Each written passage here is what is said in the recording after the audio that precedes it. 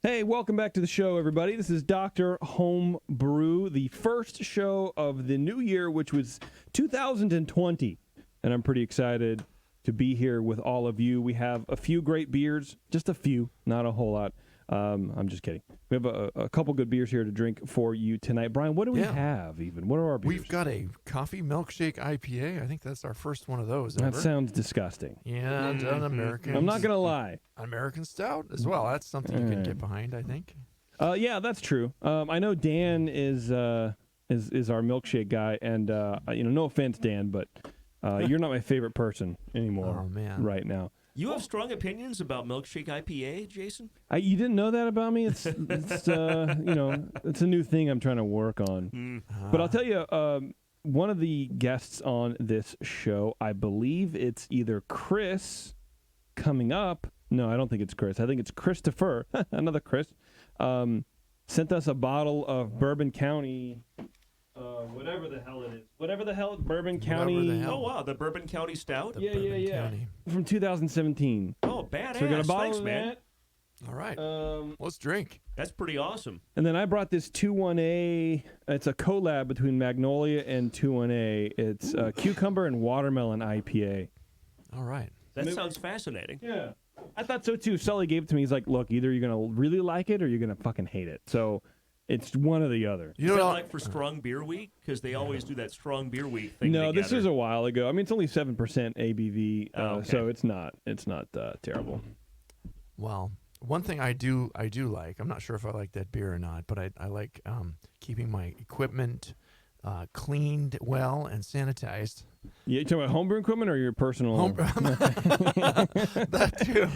I use exclusively, I make a paste out of PBW, and I rub it on my testicles. No, thank you to 5-Star Chemicals. You can go to 5starchemicals.com to learn everything you need to do to keep your junk, whatever it is, Homebrew clean junk. and sanitary. That's right. Please do not attempt anything JP is suggesting at all. We're doing a Manscaped live read on this That's show, true, too. yeah. That's, No, I talk a lot about just other ways to use PBW, and I don't know why. I think just because you can stretch that out to numerous different... I always like something that you can buy for one application, and you can use it for others. So today in my little coffee carafe, I just shook a little PBW out. So in that, I get that like the 1 pound jar, or is it the 5 pound? I think it's the 5 pounder, the big one, the big 5 pounder. Yeah. And I just maybe make like a fingerprint size hole, and I just basically poke a hole with my finger, and that way I can shake it out. Oh, yeah. Instead of, scoop it or whatever. Right. So because I use it for so much stuff, because I'm not really homebrewing right now. So I just sprinkled a little bit, added some hot water in my carafe, cleaned that right up, man. Sat over all day, basically. It's good stuff. I love that PBW, man. Love that Joker. Hey, okay, well let's get Dan on the line, huh? All right. Hopefully he's not listening. It was like, you hated my beer? Like, I don't even have it yet, dude. No. What's happening? We also need his beer. There we go. Hello. There we go. There we go. This is United States calling. Are we Yeah. reaching? Hey, See, Dan. He keeps hanging up. Dan, are you there? Hello. I hear him. There's a problem with your microphone. Connect to another microphone And that's a man update your answering. audio drivers or try restarting your computer. Well, that's cool. What the Can he hear us? No? No. No. Oh, man. Hello. Hi. We can't hear you. We can hear you, but you can't hear us. Yeah. All right. Well, I know you can't hear us, but we'll call you back. Do me a favor, Brian. Yeah. Nicecast is not optimized for your Mac and needs to be updated. This app will not work with... Oh, my God. Everything's happening. I don't know what's going on. This studio has 20s, gremlins, man. dude. The 20s. It's like the year 2020K. All right. Yeah. Same. But both of the cameras I have for other Brian. Char Brian, not Cooper Brian. Yeah. Both Okay. of them are not working right now. They It were working rebelled at fine. my visage. Okay. It just 5 didn't minutes wanna, ago. Yeah.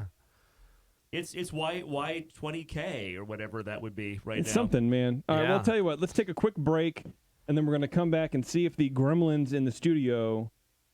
About quantum states, but that's a different podcast. I think it works like 30 times out of like 6 billion or something. But it would take so a patent lawyer to explain it all. I'm still trying to figure Dan, out. Dan, you are you don't want there? your lawyer to explain anything. Dan, are you there? Dan can't hear us. Dan. Dan. Fuck. My life is the worst life. Okay, we're taking a break. JP's going to curse up a storm, and we'll be right back. Cannot connect. Why would you even want to connect?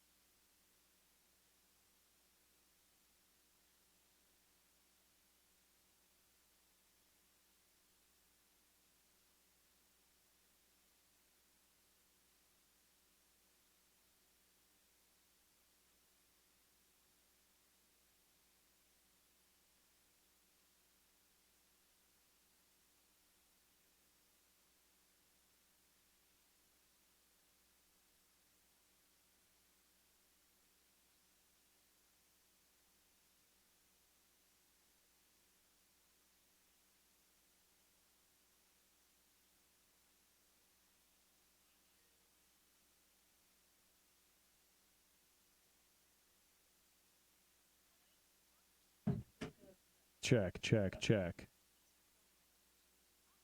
Your message will be played back to Okay. you. Check, check, check. Oh, what the fuck? Okay, let's try this. This is dumb. So you're gonna try to get Dan on before we go back and keep doing this and doing this and doing this.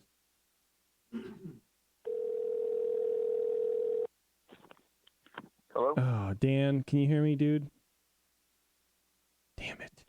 All right, hang on. Let's see. He's like probably pissed off. Hello? Dan. Yes. Oh, God bless. God bless Almighty. I did it. I'm sorry, dude. I apologize. We're sort of on a break, but the studio is falling apart, and their settings adjusted in the stupid Skype, and so I had no idea what was going on. Play all of this. It's good No, radio. Yeah, no, This is great. yeah, this is yeah, I know. Attach the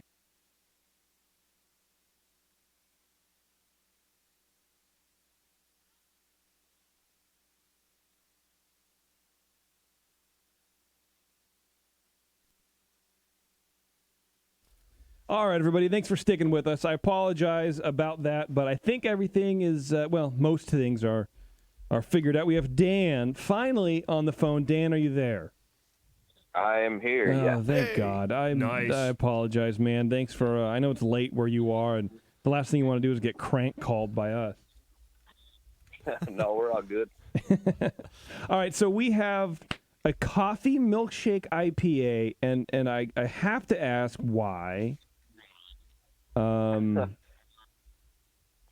I brew it? Yeah, yeah. What were you thinking? What was the inspiration? How high were you? I was completely sober and had nothing in my system. It actually came from, I went up to Pennsylvania to visit some friends, and one of the breweries up there had it, and it was the most fantastic beer I ever had. Really? And Wow. I figured I need to try to recreate it in North Carolina. Okay. Okay. Is this your first stab at the recipe?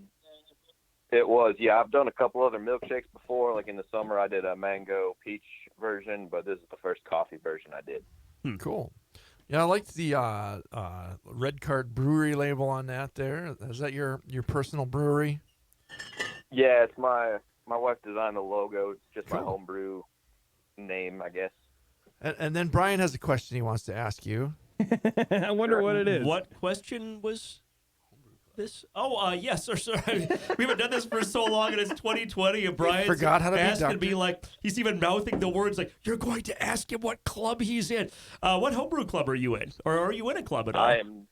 I am a lone wolf. I'm not in any homebrew clubs. So you're one of those guys on a watch list from the AHA or something then. All right. Awesome. I have a question for you, Dan. Should we roll the bottle? No, you do not have to. It's Okay. not a Hefeweizen, man. Wait, Well, is that a thing with milkshake IPAs, or are you fucking with them? Well, By no. proxy, messing with me too, I'm- because there's a reason for my question. We'll get into Okay. that later. okay. Okay. Well, let's do that. So this is your first stab at it, and what was the brewery's name? that you got this It idea was called from? Breaker Brewing Company in Wilkes-Barre, Pennsylvania. Breaker Brewing Company. Okay, I love Breaker, yep. it. Brian is pouring the beers now. Here, let Extra me- large helping for you, JP. I'm passing that right over to Brian Shar. Extra small helping for you with all the Thank yeast. you very much. Brian Shar, why don't you go ahead and start us out, please? All right. Yes, I'd be happy to. This is only the second milkshake IPA I've ever had. I had a pistachio milkshake IPA at Northern California Homebrew Festival. Gosh, was it year before last? Someone from I think Hetch Hetchy Hopheads had brewed it, and it was really I think a good introduction to that style. But neither here nor there for this one. Aroma. And keep in mind, we just poured this one here, but the score sheet is for a different bottle that I had judged a little earlier today. And if you give me just a second, And when we Little right, sample. that's pretty similar to what the one I had earlier. So the aroma, the coffee jumps out just as soon as this beer is poured. In fact, when I was pouring this my home earlier, just pouring it into the glass, having my nose like 2 feet away, it's like, wow, that's coffee. So the coffee really jumps out at you, which is nice. It dominates the aroma. There's some green pepper vegetal that is pretty common to be associated with coffee. Was also present, kind of a medium level. The downside of the coffee being so prominent was that I didn't really get any hop or malt aroma, though off aromas either. But it's just coffee dominant. And for any variety of IPA, milkshake, or hazy or whatever, hop aroma is going to be required, at least at a low level. And it just didn't get the hop aroma. So I gave that 6 out of 12 for aroma. Appearance, large head, it's off-white and very persistent. There's some haze from hops. I wouldn't call it a hazy beer. The sample that, we're all just kind of looking at it and pointing. The sample that we just got poured actually has some quite large floaties in here. So I think it was the genesis of Brian's question, and we can you can chat about that when it's his time. Looked like little hop leaves or something in there to me. So I'm gonna guess, and we'll talk about your recipe later. I'm gonna guess you dry hopped with whole cone hops. Colors medium gold. Appearance 3 out of 3. Flavor, just like the aroma, initially the flavor is coffee. Coffee dominates all the way through the beginning, mid palate, and finish. And the finish is actually remarkably short. I was kind of surprised about that. This beer is really well attenuated, which I really like. But the downside of high attenuation can be a finish that's just done almost immediately. And that's kind of what I think this beer has. Medium bitterness, I get no hop flavor, low malt flavor that kind of comes out as it warms. Balance is to coffee all the way through. And what I didn't perceive at all was any sweetness or lactose or what have you. Admittedly, I don't have a huge amount of experience with the milkshake IPAs, but one of the distinguishing factors of the milkshake IPA is the use of lactose or some other non-fermentable sweetener to give you kind of that unfermented, unfermented is the wrong word, to give you some sweetness that doesn't ferment out. So flavor, gave it a 10. Mouthfeel, this beer had medium body, low carbonation, really no warming. It lacked the creaminess expected from a milkshake IPA. I mean, this is partly why you have the lactose or maybe some other ingredients that are going to give you that smooth, creamy mouthfeel, and that was just lacking here. Yeah, I was missing that. That was basically what I noticed right out of the jump. It was dry and not very soft and creamy, I guess, like Right. those beers are supposed to be. Exactly. Totally agree. No astringency, which was good. Mm-hmm. 3 out of 5 for mouthfeel. Overall impression, I think this is a flavorful beer with excellent attenuation. It's well fermented, but it's lacking both the hop flavor and aroma that an IPA needs and the creaminess and sweetness needed for the milkshake version. I would definitely brew this again, especially if you like this style and if you had the one at Breaker that was your favorite beer you've ever had. Definitely do it again. But I would back off, probably 30% on the coffee. Add some more aroma and flavor hops, and definitely add some more lactose next time. Mm-hmm. Maybe even something like little oats, something like that, to give you maybe some of the mouthfeel, like a milkshake. But I think this is well done, trying something that's really kind of difficult. And as much as people talk about it, people haven't. I've rarely encountered a homebrew example of a milkshake IPA. So good on you for trying something different and complex. I gave this 27 total, which is a good score. Mm-hmm. So there you go, Brian. What do you think?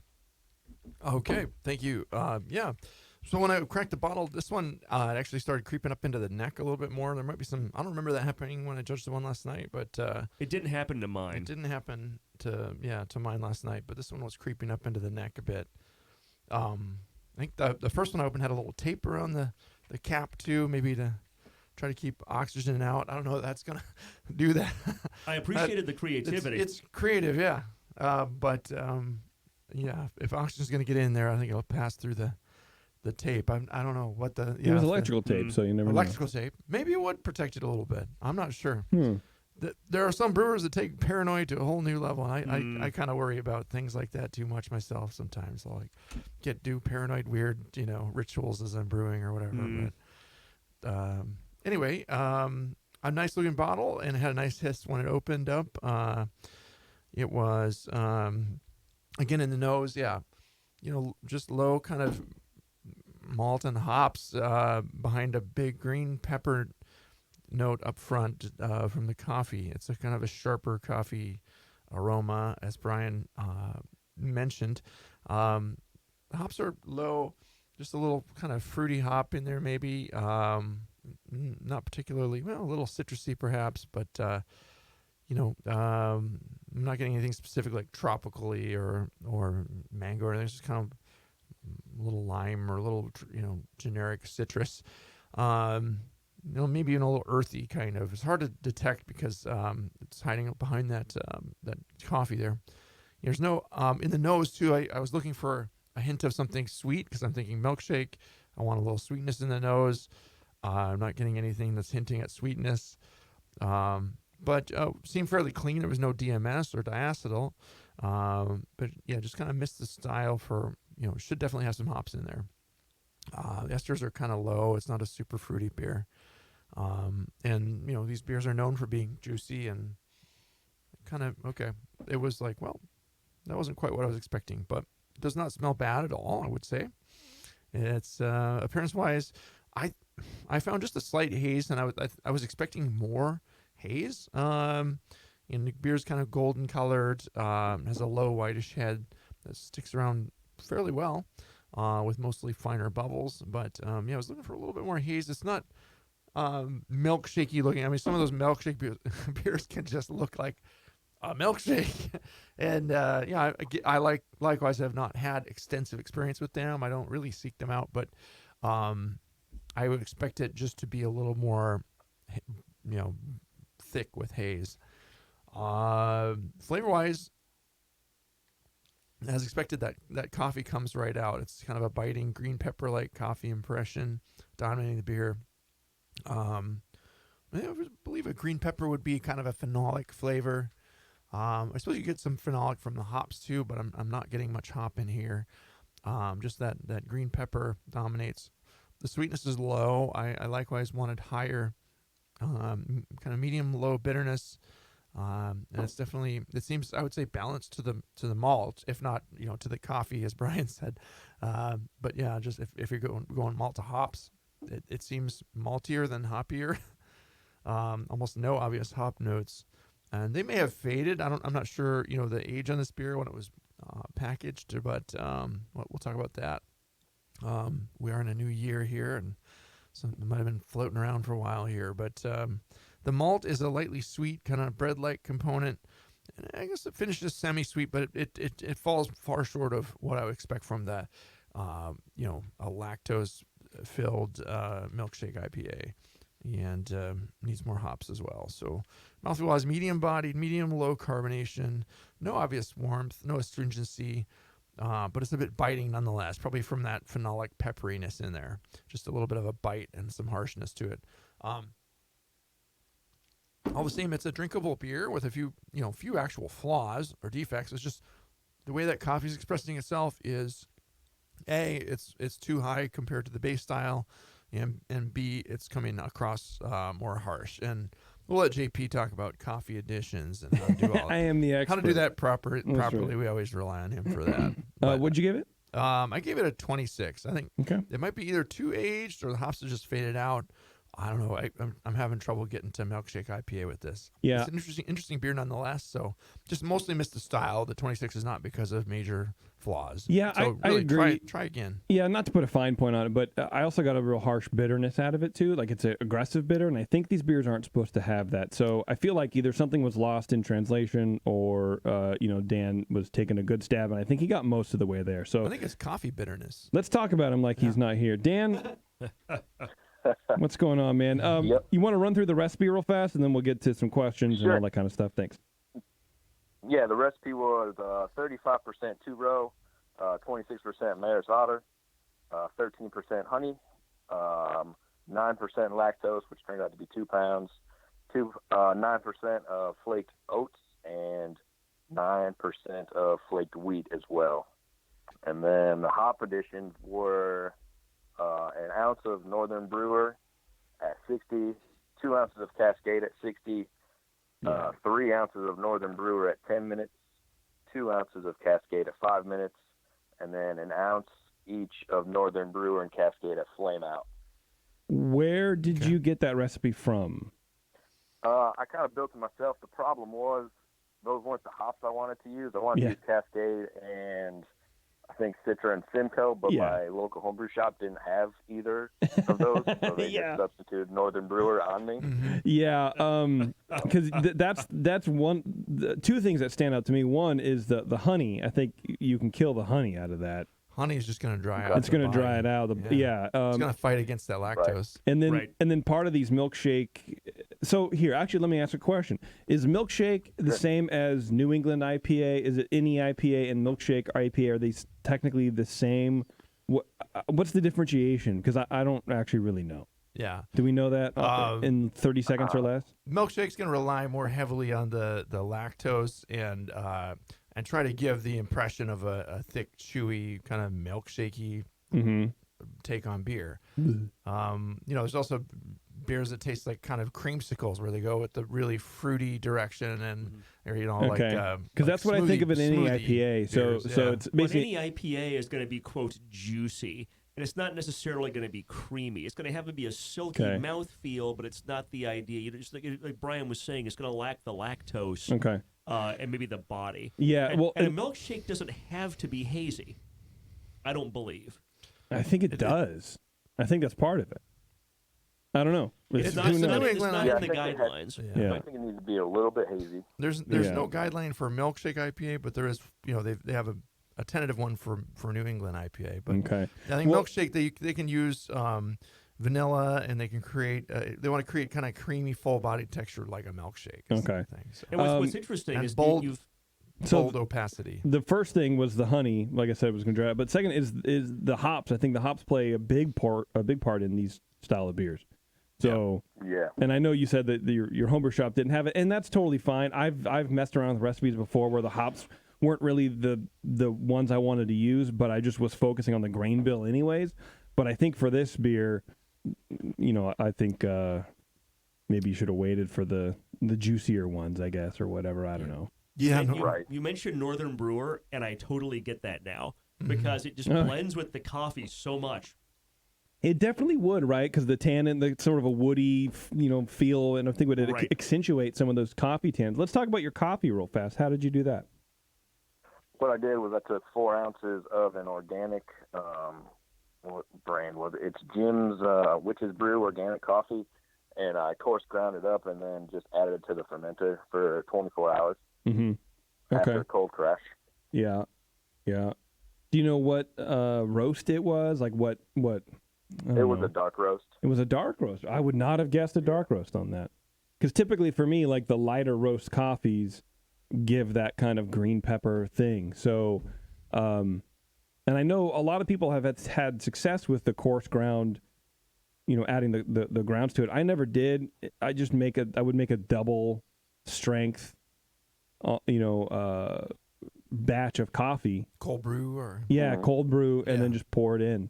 That's Gotcha. That's keep the grounds out of the beer. yeah, and that's typically was going to be my like go-to answer. But on the session specifically, the past couple of years, we've had a few breweries that do coffee additions different ways, and they all come out really, really good. So who can really say? But try making a batch of cold brew with that like double strength concentrate, and adding it in next time, or make a little tincture so you can add it in, and try your coffee additions different ways so you can get rid of that green pepper, because it does sort of distract from any hop aroma you might have had. Mm-hmm. Okay. Were there dry hops? Did you mention any dry hops? No, there was no dry hops in this Right. one. So, yeah, the other thing I would say, too, is you had a lot of bittering hops, and a lot of the New England IPAs will rely on solely Whirlpool additions and beyond. So, not even adding any hops to the 60-minute boil. If any, just a pellet or something to, help with the hop break. But it's, beyond that, it's just going for aroma only. And you get some bitterness out of that, too. In a Whirlpool, you'll get a little bit of alpha acid conversion, but it's minimal, and it keeps it soft, keeps it under control and less bitter than this one is.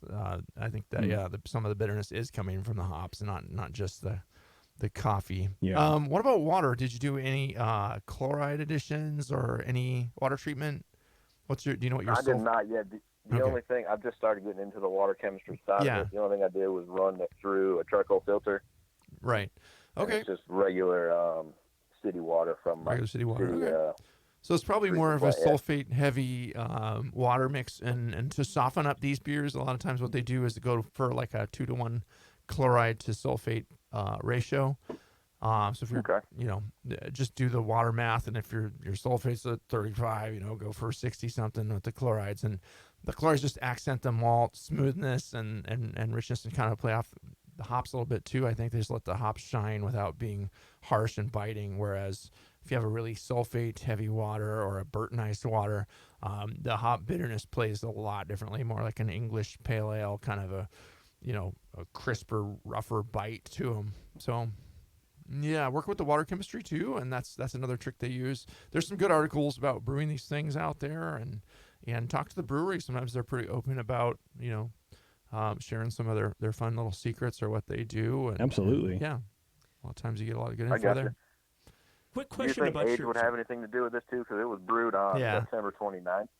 Yeah, are you tasting one with us now by chance? Some or- of it. No, I actually ran out of it. You ran After, out, all yeah. my friends drank it on me. I mean, maybe a little bit, but what do you think? 10%? 20% maybe? September? Yeah, it's not that far away. Well, yeah, I mean these are you want to worry more about freshness with these than with other beers if you Yeah. drink it. Within the first 1 to 1.5 months, it's going to taste a lot better than it will 3 months down the road. So Yeah. that could very well be detracting to it, in my opinion. You got to try it again, because honestly, Dan, before the show started, actually when the show started, I was told that it was a coffee milkshake IPA, and I threw up in my hat. But drinking what you have, it's actually a combination that I can understand now. I can understand how that would work. So I really kind of want you to brew it again and send it in, because I want to taste how this works, because I see it. Okay. I see it, and I want to be wrong, which is I've never said that before. Yeah. So you did good with the oats and the wheats. I would drop the honey and the early hop additions and just dump everything in the last, in the whirlpool. Yeah, change it Yeah. up a little bit. Do you have any questions for the guys, Dan? Anything you want to get No, over? I think we're good. Okay. You guys answered everything I had. Hell yeah. All right. That's what we like to hear. Well, thanks for sharing. It's a fun beer to try. And Yeah. I find these beers to be challenging too. It takes a couple tries sometimes to get them right. And my wife loves the hazy beers, but I'm still working on getting one to her particular taste. Oh, yeah, just give me the field work. Give me this Yeah. in house. All right, Dan, thanks a lot, man. I appreciate it. And yeah, let us know for sure when you take another stab at it. Perfect. Thank you. All right, man. Thank you. See ya. Thanks. Yep. Oh, you know what we didn't talk about is yeast, did we? He didn't mention yeast. We didn't talk about it. Oh, shoot, no. Damn Call it. him back. Oh, well, yeah. Hey, Dan, leave me alone. I'm done talking to you guys. All right, we're going to take another break, everybody, which is my favorite segment of the show. And we're going to get Chris on the line, and he's going to tell us about his American Stout, which I love American Stouts, baby. I'm on the Stout hype train. I've been buying Sierra Nevada Stout because that is out now, and it's very delicious. Is that out at like the local retailers now? Yeah. Awesome. No, I love Sierra Nevada Stout. No plug needed, baby. I haven't bought that at like the Safeway for like 20 years, man. I remember getting that at like the Safeway in Huntington Beach in the 90s. Yeah, it's good stuff. Man. All right, everybody. Hang on. We'll be right back. This is Dr. Homebrew. Don't go anywhere because we can't either.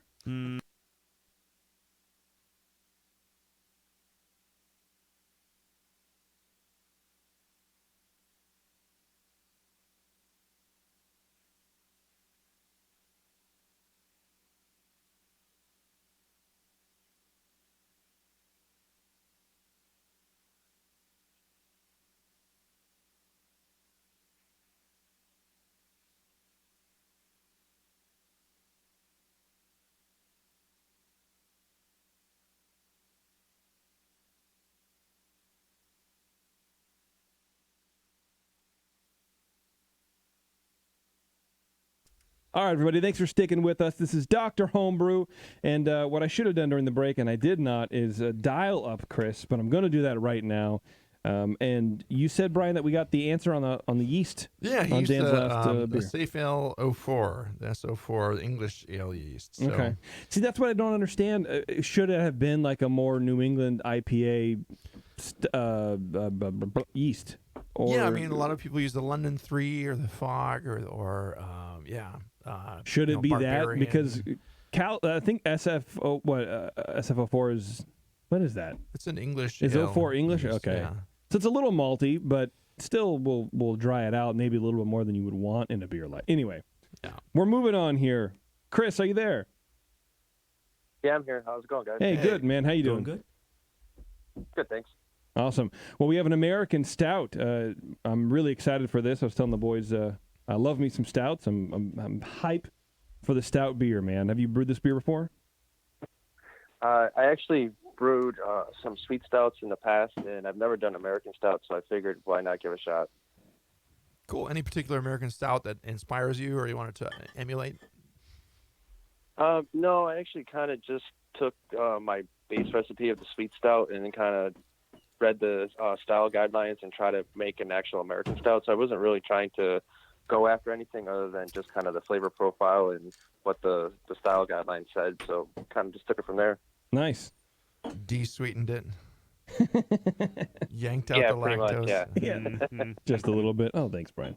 All right, we're pouring it off here a little bit. Here, let me hand that to Brian Shar. And Brian Cooper, why don't you start us out, please, young man? All right. Thank you. Yes. A nice hiss when we opened it up. It's a pleasant, rich maltiness to it with a pretty big roast up front and a light chocolate nose below that. A low citrusy hop, I would say, kind of out of the way, but appropriate level. These can have a little bit of hop to them. Medium-low fruity esters, kind of dark fruits, not very intense at all, though. And it's somewhat coffee-like in here. It's just kind of clean and inviting. But I also found kind of some hints of a little bit of like charcoal, a little sharper ashiness, not super intense in the nose. In the appearance, very dark brown beer, brownish black pretty much, and nearly opaque. Seems clear at the corners, though. You can actually see some little garnet highlights if you kind of put it up to the light. Mostly fine, creamy-looking foam stand, and kind of looks like it should. So I gave it a 3 out of 3 for appearance. Getting into the flavor, very bold, roasty, massive malt with a somewhat of ashy, biting note. Getting bitter chocolate and coffee. Low hop bitterness. The beer seems cleanly fermented, so nicely done there. It's definitely balanced to the malt and those roasty malts especially. It has a smoky charcoal-like character that's lingering into the aftertaste that to me is detracting a little bit. But otherwise, it's in the territory for American Stout. It's just a little too big and bold for what you expect there. And mouthfeel-wise, medium bodied, medium carbonation, a bit of a biting astringency from the darkest malts. It's just not very smooth or creamy. And there's some hints of a little alcohol warmth there. It's possibly up there in the alcohol, but not super strong. Like me. Yeah. Not super strong like me. But it lets you know there's a little alcohol there. It's not a wimpy beer. Overall, it's a very tasty and very big stout. But I would say you just need to back off of that roast and some of the other darkest grains a fair amount here, or else just go big and imperialize it. It's a very it's a good base, and you brewed it cleanly and brewed it well. I could see this standing up to more alcohol without adding a lot more roast or anything. But it's kind of a fun beer to taste. It could stand up, to a lot more alcohol, and you'd have to just, of course, use more yeast too if you went that direction. Added more base malts, or got it up there gravity wise. Yeah. That's where I would suggest going with this one, just because it's so rich and so strong, it could stand up to that. But if you want to turn it into American Stout, definitely back off those. I think your hops are in a decent place. Everything else is decent. It's just that roast is super sharp. And watch out also for your mash pH and for over sparging. If you're doing all grain, you want to be really careful not to have all those acidic grains drag your pH out of whack. way down and just extract the harsh tannins that you can get from some of those richest malts. But nicely brewed and nicely fermented, it seems like. And what do you give it? I give it a 31. Nice. All right, Brian Shar. Yeah, I love American Stout. This is one of my favorite styles, and I typically, I didn't do it this past year, but I'll do a Christmas Stout typically every year, which is an American Stout. So I've done this a lot, and I've encountered some of the pitfalls in years past you can do when you're brewing this. Yeah, I will say that as a novice home brewer, novice is when you're dumb, right? As a novice home brewer, like, people tell you, just if you can't really do anything, brew a dark beer. Brew a stout or a porter. They're much easier to deal with than like a pale ale or an IPA, and that is not true. They're equally as challenging, if not more challenging, because you have more ingredients that can stick out a little bit if you got to go overboard or whatever. So it's not easy. There's a lot to hide behind, but there's a lot to hide behind, and that's why, because at More Beer, that's what we would always recommend. Just make a stout or a porter for your first beer, because you can hide a lot of your fermentation issues, and you can. But when you're building recipes, that doesn't really exist. Yeah, and I'll play along with our derail here for a second, and I agree with that when you're making a traditional like English stout, because there's not much. It's English ale yeast. It's supposed to be fruity, so it plays to the fact that beginning homebrewers don't have temp control. Yeah, there's not a lot of hops, and what hops there are your Fuggles, yeast, EKG, stuff like that goes with the dark malt that they've learned from hundreds of years of experience. But some of the issues you can have with an American Stout is much more challenging, I think. And part of it comes from the fact that dark malt and hops, and specifically roast malt and some hops, do not play well together. Right. In my experience, none of the C hops work with roasted malt. Centennial, Cascade, Columbus. Yeah. I have terrible, and Brian's looking at me like I'm high, but as far as he knows, I don't know. But I think that's just his look. He has resting high face. Yeah. I liked hoppy beers, and then early in my brewing career, I wanted to make a stout, and I just said, "Well, what if we hop it up? Like, let's make it really hoppy too, and see what that tastes like." Bad idea. Yeah, and I've had like a lot of practice, sort of fine tuning. Like my American Stout, I tend to go heavy on the chocolate and pale chocolate malts, and I just keep kind of making it more like the chocolate as the years go by. and I've tended to land on like the nugget type hops. Avoid the sea hops. I haven't played with some of the newer school, New Zealand quote tropical fruity hops, but it's going to require a lot more experimentation when you're designing a recipe for American Stout, when you're trying to pick out a hop flavor and aroma, because so many of those hop flavors do not go with roast flavor. Yeah, I think the resiny bite kind of fights against or clashes with that cocoa-y and roasty bite. It's too much. Totally agree. Yeah. Totally agree. All right, Brian. So talking specifically about this beer, aroma, definitely get a lot of dark malt, roast malt at a high level. I got kind of a medium level of floral hops, no diacetyl or off aromas. I did get a slight rubber character.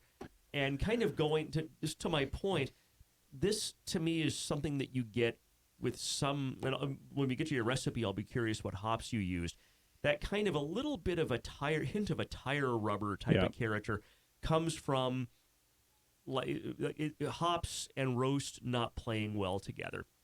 And that to me is kind of a byproduct of hop selection with roast. And kind of, I'll hold off on that comment to the overall impression. Still, I gave it 9 out of 12 for aroma. I thought it was nicely done.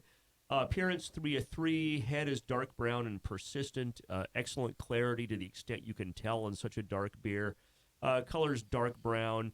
If you hold it up to the light, if you casually look at this beer, it's black like a stout should be. So well done. Flavor. Initial flavor is dark malt and roast malt with some hop bitterness, just immediately almost aggressive at a high level. And I'm not getting that quite so much in this sample. Okay. But I still get it. Actually, I still get that quite a bit. It was maybe a little more aggressive in the bottle I had at home, but it's almost an aggressive bitterness at a very high level. It's a bitter chocolate and coffee coming through. Yeah, exactly.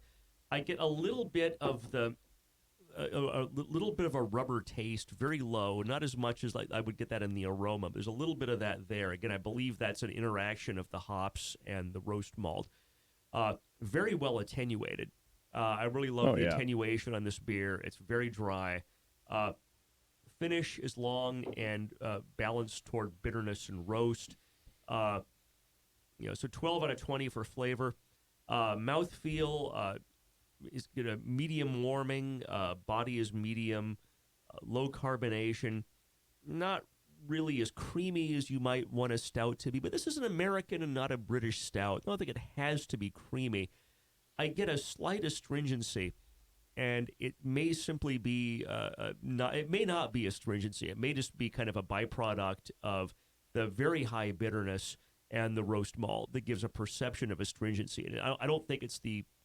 I kind of wrestled with this because astringency is a very specific mouthfeel term that is different from a perception of a lot of roast or a perception of a lot of bitterness. But still, I got a perception of a slight astringency from this beer. These beers can have a little bit of roast-derived astringency, but it shouldn't be too much. You got to keep it restrained. I'd say this is a little too much. Yeah, thanks for helping me out there, Brian.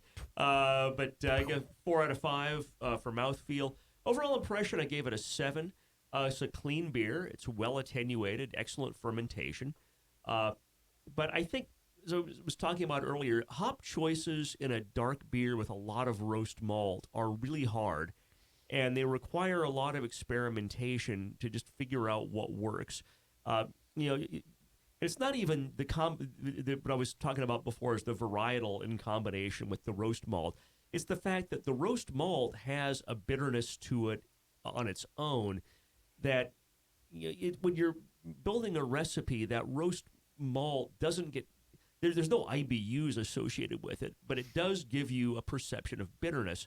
And I think if you bitter the beer in accordance just with what ProMash or Beersmith or one of the calculators will tell you, you'll get an IBU level that's in the range for the style, but it may not the beer overall may end up having a perception of bitterness that's higher than you might want. And I think that's kind of where we are right here with this one. Okay. I would back off on the bittering hops. I'd back off a little bit on the roast malt. I would, just because it's what I do. I love some pale chocolate malt in these. Maybe I'll be curious if there's already some in there. Pale chocolate's the only chocolate malt you should ever use in your entire life. I'm going to say that right now. I'm going on record. I disagree with that, but not strongly. Well, that's okay. You're wrong. And I would, I would play with hop varieties. But I think overall it's a good beer. I gave it a score of 35, which is in the very good range. I'm sitting here drinking it. It's got a couple of minor issues, but I'd call this a very good beer. It's clean. Yeah. I would give it a 36. I don't normally judge beers, but I really like this beer. But when you do. But when I do, I give them 36s. I'm not going to, again, put a fine point on it, but, the head is amazing. It is, yeah. So I think it's really, really it's a great. very, very well-made beer. But, yeah, like the guys are saying, and you probably know, there's a little bit of a recipe issue. I think it's just a little too aggressive. And maybe that's why I don't like American stouts so much, because they tend to sort of be on the aggressive side with the roasted malts, and that's why my oatmeal stout never really does super well beyond a 36 or a 38 in competition, because it doesn't have any roast, and that's what I like about it. I don't really like stouts with a lot of roast, but this is pokey and edgy a little bit. Yeah. So if you can rein that down a tad, because there is that burnt rubber. It's almost like when someone peels out on their tires. It's like smoking rubber. Yeah, exactly. But I think that is more tied to the roast malt than anything. So that's my repetition of what everybody else said. We're all scoring it in the very good range of 30 to 37. No, I think it's it's very good, Chris. Thank you for sharing. Excellent. It's just mostly just balanced stuff. Yeah, there's some easy. I think there's some easy paths here to getting this to 40 plus. For sure. Chris, what's the recipe? All right, well that's good. It's kind of funny. You guys nailed a lot of pretty much the recipe in itself. So we're professionals. It's a 2.5 gallon batch. I do have the Pico Brew, the Cymatic. Oh wow, nice. So I did 7.5 pounds of Maris Otter, a half pound of American roasted barley, a half pound of American Crystal 40, and a half pound of American chocolate malt. I didn't do the pale chocolate. Sorry, JP. You got to do it, man. I couldn't find it. I know. I got to try it out. That British pale chocolate is just so smooth, man. It's so smooth. It's so good. Okay, I'll definitely look into it. Please do. And then I did a single infusion for 90 minutes at 152. I had 2 hop charges, one at 60 minutes of Columbus, and that was just under an ounce. And then I did my last one at 5 minutes left in the boil of a half ounce of Centennial. So Brian Char pretty much nailed it with the hops there. So I was really, and I tasted rubberness. I didn't know what I was tasting, but I was like, there's something weird about it. I don't know. I just chalked it up to the roasted barley and the chocolate. Maybe I had too much. I'm still learning the Pico Brew, so I thought maybe I did something with the circulation and all that. Maybe that brought out some astringency. I wasn't really too sure. Yeah. Well, you had Sorry, go ahead. I'm sorry. Go ahead. I'll save my John for the afterwards. Go ahead. Sorry. And then yeast I used with the WLP 090 Super San Diego yeast. Fermented that under controlled fermentation at 64 for 10 days, and then I cold crashed it, and then I had some issues with my kegs, and so I had to bottle condition it and had a few issues. So I'm actually pretty happy with what you guys told me. So and so I'm interested to hear what you guys would say, like based off my grain bill of what maybe I need to tweak of backing it off, maybe taking it by like a half a pound to a quarter pound on the barley and the chocolate. But I'm interested to see what you guys have to say. I mean, easily, I would put half a pound in like 5 gallons or 10 gallons. But that's me. You know, my palate's different than yours. I would for sure start with reducing that to a quarter pound for the roasted barley and see where you are, because I think that's really your sticking point. I think the chocolate's probably fine. If you can get your hands on that English pale chocolate, that stuff is gold. Switch that in for the other half of the roasted barley. Put a half of because you can mix that American chocolate and that pale chocolate, and you can kind of layer your flavors. I know a lot of people making stouts still do that with crystal malt. They'll take their crystal edition and they'll break it up between like a 40 and like a 60 or a 75, because you can kind of get that range of sort of mouthfeel, mid palate flavors like that. So feel free to play with stuff like that. Feel free. I'm going to allow you, Chris, to play with your own recipe. That yeast dried it out quite a bit too. I think it would. And there's not a lot of fruitiness there. You fermented at a fairly low temperature. I think maybe a little more fruitiness. You could bump up the fermentation temp a little bit, and or play with a different yeast that's going to give it a little more fruitiness. I mean, stick with the American, but that San Diego kind of is made for drying out IPAs, and I don't know, for stouts it's okay, but change out the hops and try something different there. I think it's a workhorse. Yeah, I'll talk to you about it. Columbus is that's a challenging hop to use. Columbus is so variable. I'm not a fan of the danky aspect of Columbus, but I'm Columbus not either, is like honestly. Simcoe in that it's Columbus or like Summit even more so, because they're so variable depending on when they get harvested. And a lot of times the homebrew stuff that you get is kind of the dregs that the pros don't like. So that can be an issue with Columbus. I think that I'm also a Pico owner. Love the Pico. Pico, whatever, Pico. Yeah. You say Pico, though, and we laugh at you. Through the computer and slap me or something. If anybody would, she would do it. I think she would. Yeah. But I don't...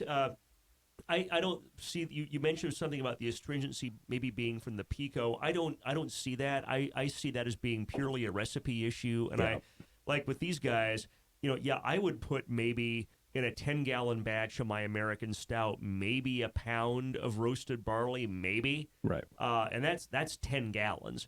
So I think going down to like a quarter pound for 2.5. That's reasonable territory. That's reasonable. In fact, I've been kind of dropping it, on like normalizing the 10 gallons, more like going to half a pound, because you want to have a little roasted barley, a little black barley goes a long way. Yeah. And you can really overdo it, and I think that's where that interaction, especially with the Columbus and that roasted barley, I'm gonna say that's where you're getting a lot of that rubber flavor from. I agree. What's the ABV on this, Chris? Just over 7%. OG was 1068 and Final Gravity was 1014. Damn. Nice. Seemed a little beefy there. That's all right. Yeah. Hell yeah. Do you have any questions for me, preferably, probably, or maybe the other guys too, because they might know a thing or two? No, I think I'm pretty good with this one. Okay. 7%. It kind of makes sense. It's kind of pretty straight to the point. So I'm glad you guys pointed out everything that I was tasting. I just couldn't explain it. I just didn't know what I was tasting. I was like, but there's just something off a little bit, and I don't know what it is. Man, that's great. That is the whole premise of the show. So honestly, I'm very glad that we were able to do that for you and sort of hone it in for you. Do you have it on the public recipes shared? Yes, I do. Cool. What's the name of the brew? It's called No Stout About It. No Stout About Hell It. yeah, Wow. that's almost as good as Don't Pout Stout. Yeah, our Pico Brew listeners can go out and brew this one too, and change it how they want. So that's right. Have some fun. All right, Chris. I finished mine. Thanks, dude. I appreciate it, man. Thanks, guys. All right, we'll talk to you. Bye. Thank you. Cheers. Bye. Oh, damn it! I didn't ask him if he was in a homebrew club. I didn't ask my Brian. signature question. What's going on tonight? I don't know, I had to man. remind you the first time. I know.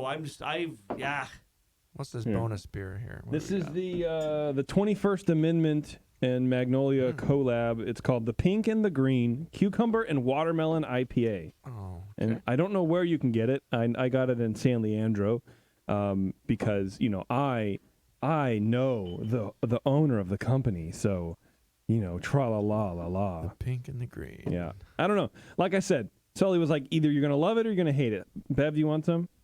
Okay. She said no, but she's not gonna get me. Cucumber or watermelon. Well, I don't know why you're going to drink this then.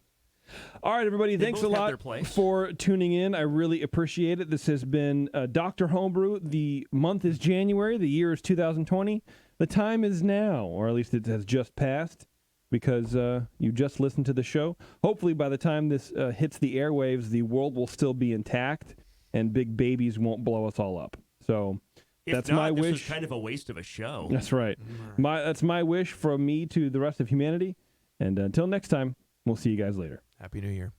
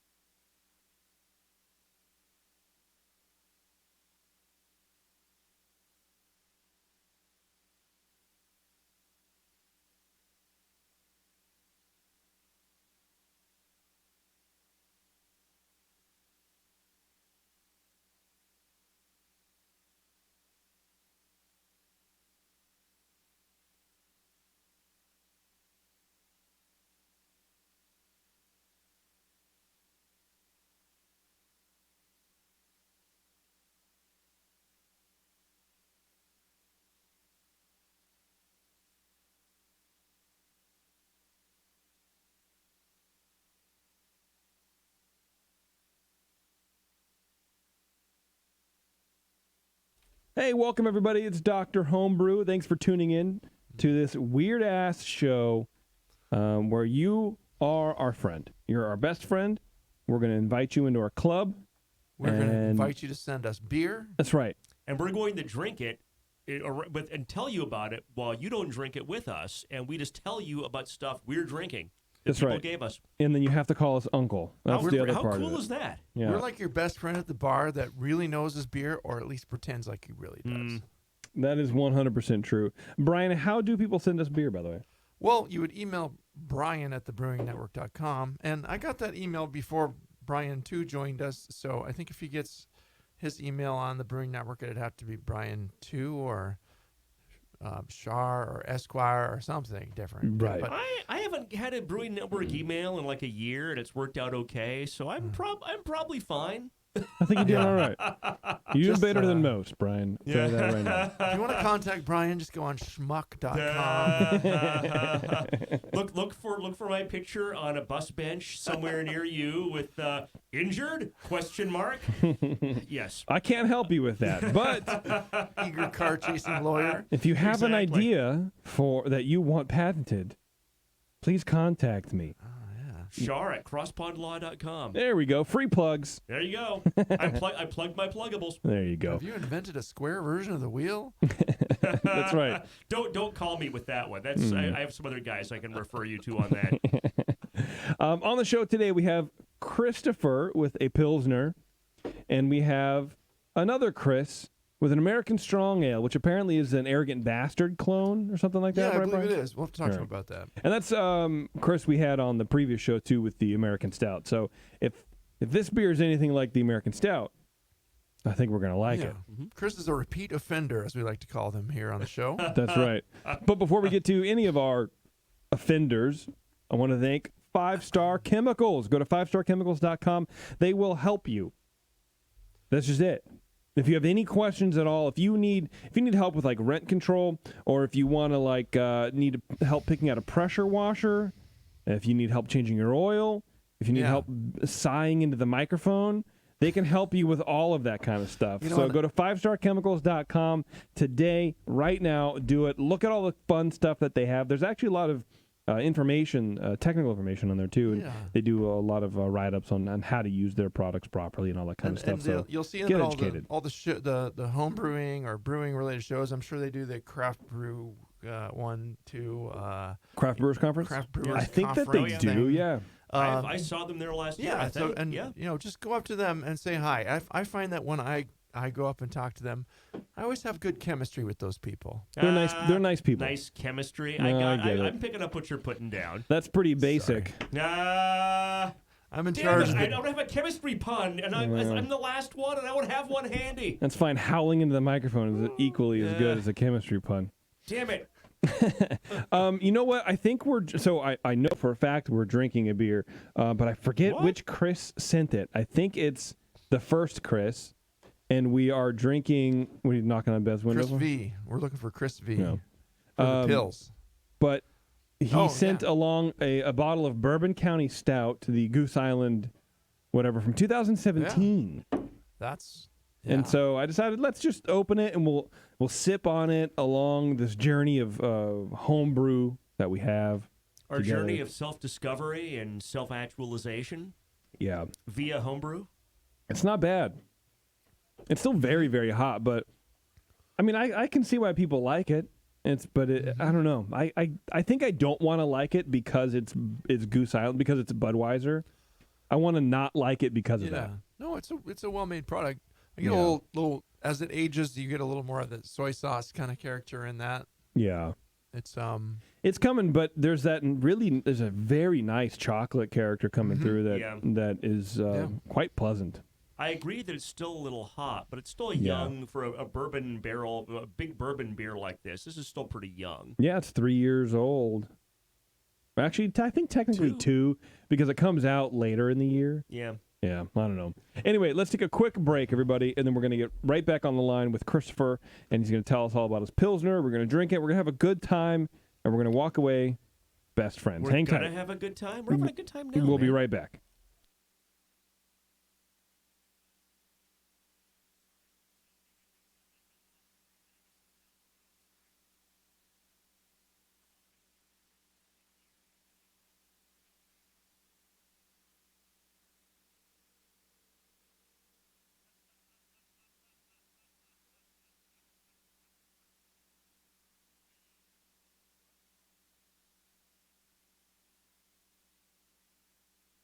All right, everybody. Thanks a lot for sticking with us. On the phone, we should have Christopher. Christopher, are you there?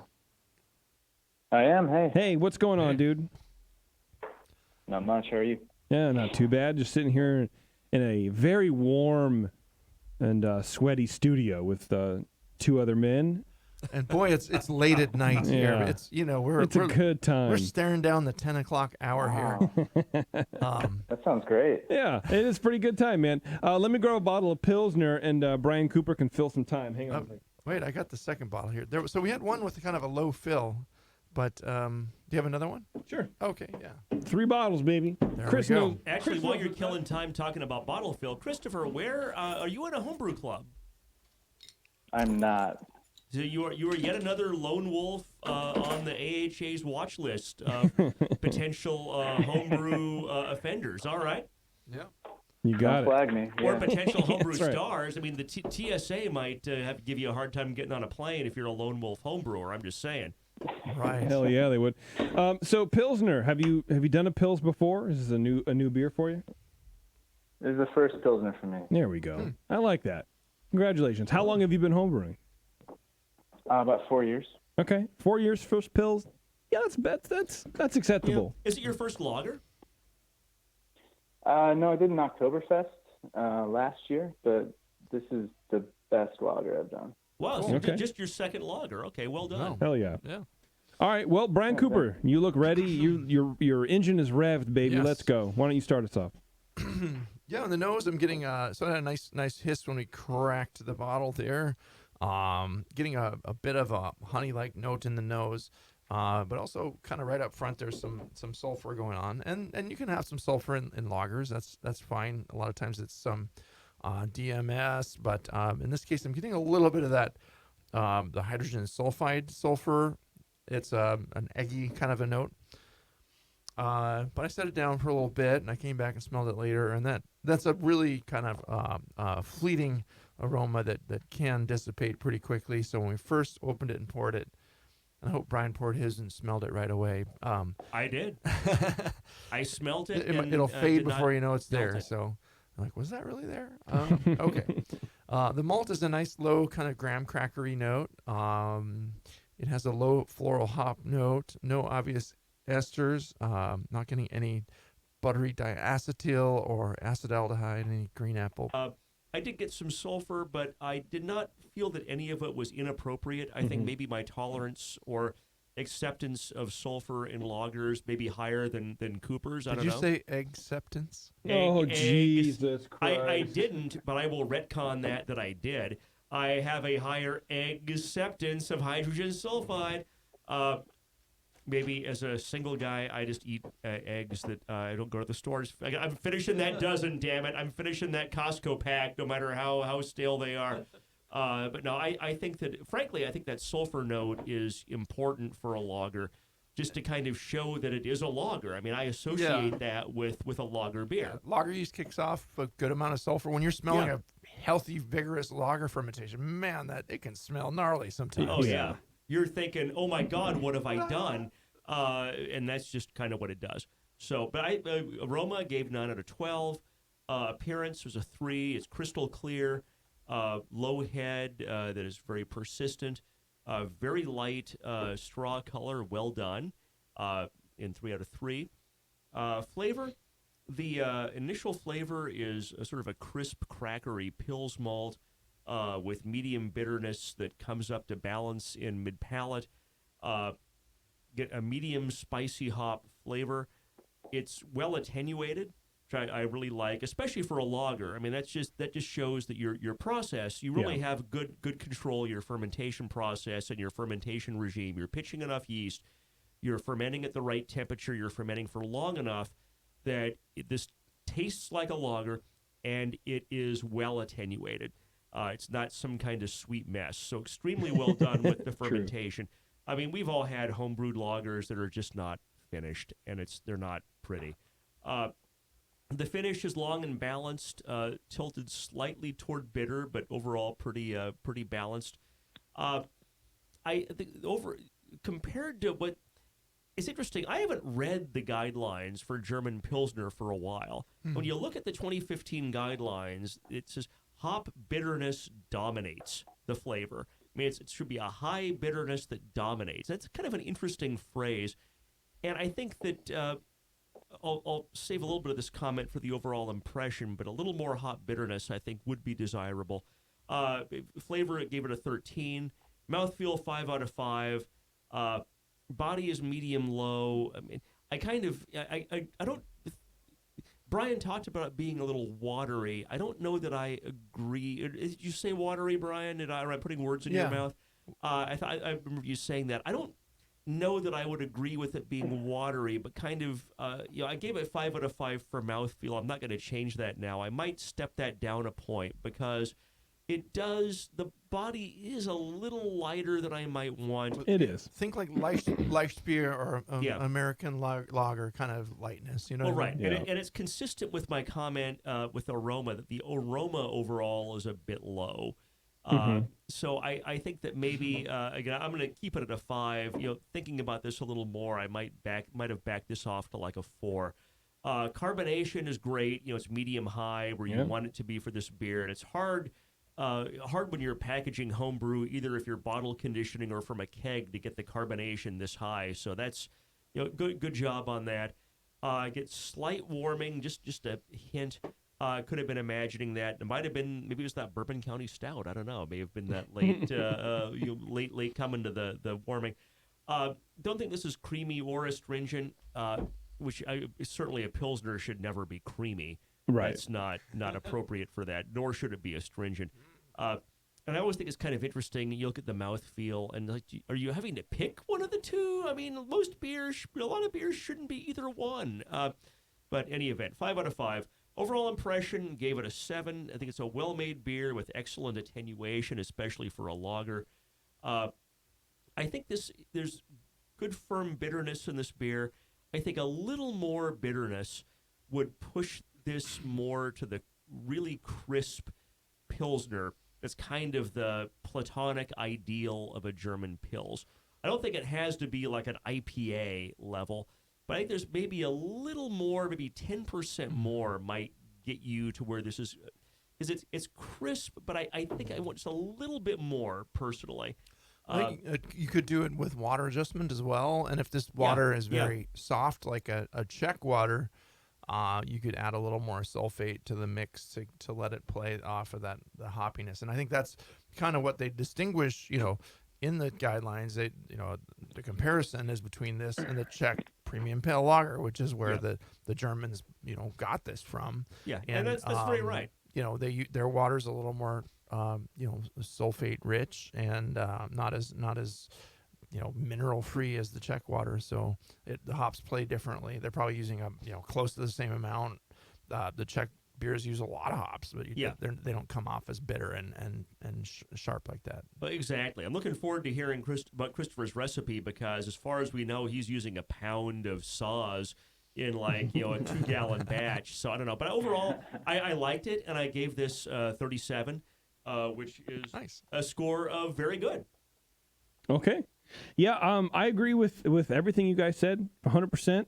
I feel like with the mouthfeel this low, or the malt this low, the hops are coming across with a little bit of a cinnamon thing, and it's kind of very pleasant. Like it's for me, it's not a German Pils, but what it is very good. It's something completely different, and spiciness.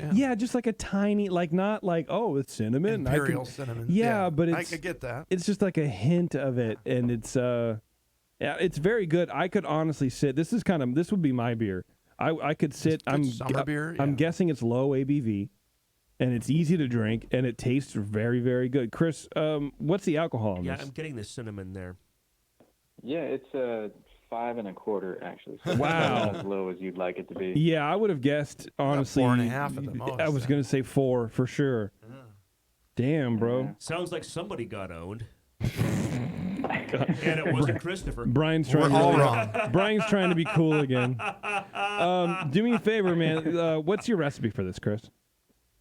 Yeah, absolutely. So I did 9 pounds of German Pilsner. This is a 5-gallon batch, by the way. Did 1 ounce of German traditional at 60 minutes, 90-minute boil. And then I did 1 ounce of German Herzbrucker at 5 minutes. And then actually adjusted the water on this one. I used distilled water and added about 100 ppm sulfate and 85 ppm chloride. Okay. And then I used the Bohemian lager yeast with quite a big starter on that. Okay. Cool. Yeah, Yeah. it's a pretty simple one. Yeah. So how can he adjust the body? I wouldn't just say add base malt, right? Because that would bump the alcohol up, and I don't think you want. I think a Pilsner above 6% is insane. I mean, I think maybe it is that just having a little more hops there is going to help it play just a little bit better. That's sort of so a it low did bittering actually- hop bill. Sorry, go ahead. So that was kind of a low bittering hop bill. Yeah. And it Yeah. shouldn't- Yeah. I agree. It shouldn't I come was off as just gonna say, super bitter, but It did finish really low. It started at 10:43 and ended at 10:03. So that's wow. at the Jeez. very bottom. Yeah, it's super, super dry. So I think maybe finishing a little bit higher might help. So what? Some like carafoam or carapil or something? Just some body. Well, just in getting there? it to finish just a little higher and not dry all the Okay. way out to bone dry. So how do you do that? Well, go against our usual advice and maybe not. I mean, it might be that it was over pitched and just went crazy and drove it all the way down there.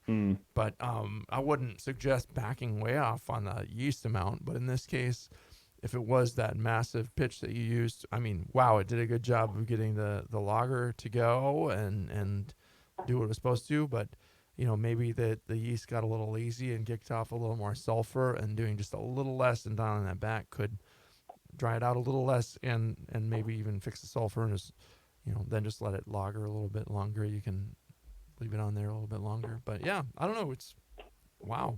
Or like you were saying, Brian, maybe a little carapils, carafoam. That those be seem not like quite as fermentable. Yeah. That's a good idea, Brian. But I want to go back a little bit to because Brian, you were talking about the water with regard to the bitterness. Yeah. And he was talking about the 100 ppm of sulfites. Sulfate. Sulfate. That seems fine. Sulfite's a different thing that gives you a headache. And 85 ppm of the chlorides. Chloride. And I'm wondering, because that's kind of a close to 1-to-1. I mean, what do you think?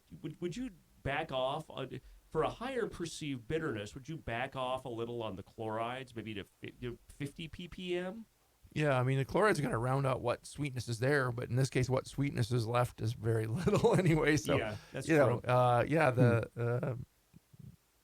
You want to just, get to the right calcium level for this and have it maybe be balanced more to the sulfates, which it slightly is, but, I don't know that the chlorides are too high necessarily. It's not unreasonable level. But, Okay. playing around with the water a little bit, I would say that's probably part of the key here. But, yeah, also just not having it dry out to almost zero.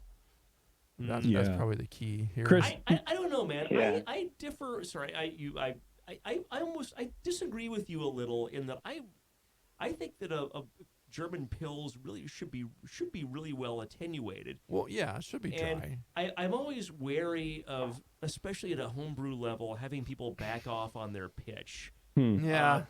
And I guess because I hesitate to say that too. And I'm not trying to be a jerk about it or anything. I don't know. I'm thinking out loud here that I really like the attenuation on this beer. Right. And maybe it was just such. I mean, we weren't there. Maybe it was just such a massive pitch, because you can overpitch even at a homebrew level. Yeah. It just doesn't happen that much. Well, that was going to be my question to Chris. Chris, do you feel like you overpitched, or it was too much yeast, or what's your gauge on that? I'm not sure. So I actually this was like a 2-stage starter. So I did, my first one was like 1.3 liters, and then I bumped that up put that into a 3.5 liter starter. Wow. So it's a lot of, That's a lot of work for yeast for sure. one beer. You're making 3 beers to get to the one. Yeah. And what was the batch size again? Sorry. He said 5. It was 5 gallons. Yeah. Is that too much? Is that too much yeast in a 5-gallon batch? Well, did you pour off the wort and just kind of keep the slurry from your yeast starter? Yeah, I definitely decanted. And I did pitch it 50, which I know is not high for lager, so I was hesitant to. That should be fine. Yeah. Yeah, I mean, I'm Pretty gonna good. go back to a deep cut here on air as opposed to the one from off air before. Yeah. And when back when Doc was on the session Mm-hmm. and he was brewing a lot of lagers, 10 years ago, he would talk about making these ginormous starters for a 10-gallon batch. He would have almost like a 2-gallon starter, and of course he'd pour off, he'd crash it, get all the yeast out of it. But he would make these gigantic starters and have award-winning lager. Yeah. So I mean, to me, that sounds like an appropriate amount. What of about yeast? I mean, I'm not an expert, but it's on lagers, but it sounds like that's an appropriate amount to me. What about the mash temp? I mean, the mash temp is the other thing you can mess with a little bit. Was it on the lower side or? It was road? about 150. 150 even, yeah. I mean, you could go up to 152, and you could save a couple points of gravity that way with the same yeast and fermentation. But I mean, again, that's a fine point. It's a really nice beer, and I think we're just picking at nits here in a way. But That's to what get the it, show's about, man. No, to I get it to the appreciate Yeah. to the 40, getting rid of the hydrogen sulfide and giving it just a little bit more body is going to help it. That's what I think. Okay. What was your fermentation temperature? Yeah, so I pitched at 50 degrees, let it sit there for about 5 days, and I slowly ramped it up to 60, let it sit there for 3 days, and then I slowly crashed it down to about 38. Okay. So, Yeah, good job over the keeping course the. of like You know, 2 I weeks. also might consider, you said you used the Bohemian yeast. Now, the Bohemian implies like a Czech beer. Hmm. And I don't know, you might experiment with it. It sounds, I mean, this beer really was a good attenuator and, good flavor and what have you.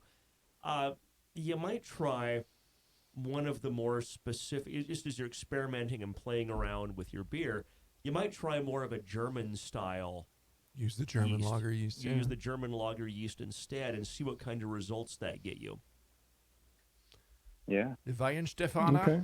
Weihenstephaner. Give it a shot. Was it Mike McDowell always swears by? What is it? The White Labs Bach. What is it? The 838. Oh yeah. And I use that one quite a bit when I do lagers, and it works pretty well. I mean, there's a lot of options from all the major yeast manufacturers. Yeah.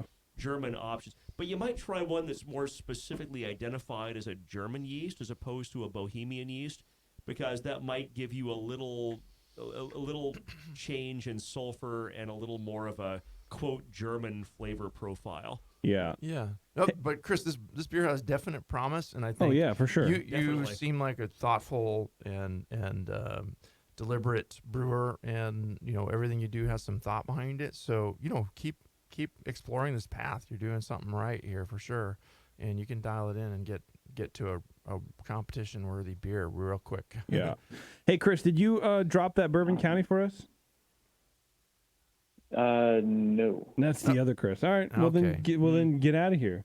Yeah. Any other No one questions? cares, dude. All good? Did it help? Yeah. You good? You straight? Yeah, thank you guys so much. All right. Really appreciate Cheers. it. Yeah, Cool. thanks for staying up. Thanks, with man. us. Yeah. Thank you, sir. See you, Chris. Thanks. Bye. Yeah, that was a good beer. I Yeah. swear to God, I did Yeah. not think that was 5.5%. No, me neither. It's almost a cruel joke Seems light. because it was perfect. Well, yeah. I thought For- it's really hard to make a lager, and for this being his second lager, it's really, really well done. Mm-hmm. Yeah, Yeah. I agree. All right, we're going to take a quick break, everybody, and we're going to come back. We're going to try some American Strong Ale with another Chris on Dr. Homebrew. Hang on.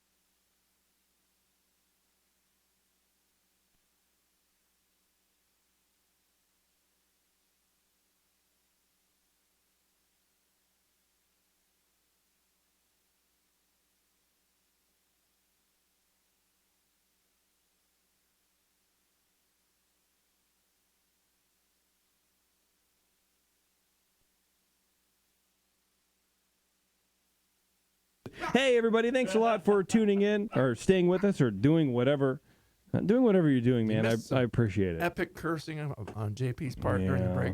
I don't know, man. Every time I figure out I'm going to have to do a bunch of work, I hate it. I hate it. Stupid work. Work is dumb, dude. Work sucks. Yeah. I don't know, whatever. We got Chris back on the line from the earlier show. Chris, are you awake still? Oh yeah, I'm still here. Hell yeah, Cool. dude. You're like, yeah, what am I doing? I'm going to sleep. pro. What are you talking about? So, Chris, while I'm thinking about it, I totally forgot to ask you in the last show because we haven't recorded one of these for so long. Are you in a homebrew club? No, I'm a lone wolf. That's three in 2 episodes. You guys should all get together from this episode and the previous episode and start your own homebrew club. And I'm going to give you the name free of charge. Just use this. You'll be called the Lone Wolves. I travel so much for work. This is gold, and I'm just giving it away. So you're That the is Lone true. Wolves. Never has so much gold been given away.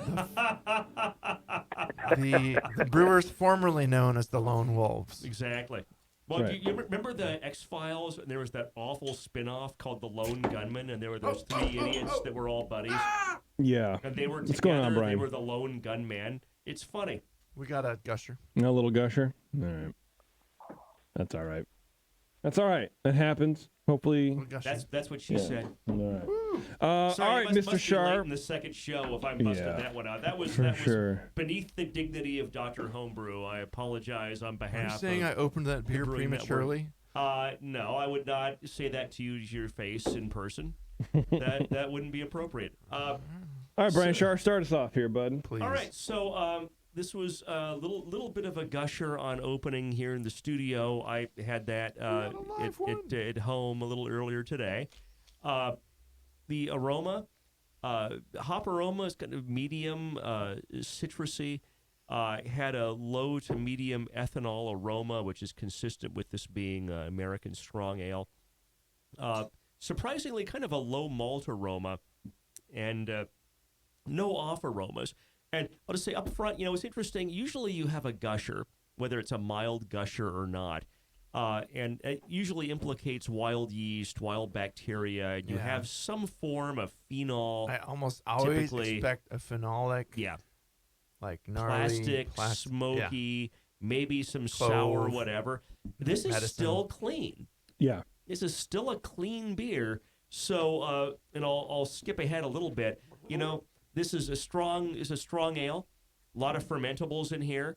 A lot of things. I suspect that your fermentation wasn't quite done when you packaged, but your packaging technique is sanitary enough that your yeast in suspension continued the fermentation without the wild stuff making it phenolic and nasty. So, Chris, we'd like to thank you for keeping your package sanitary.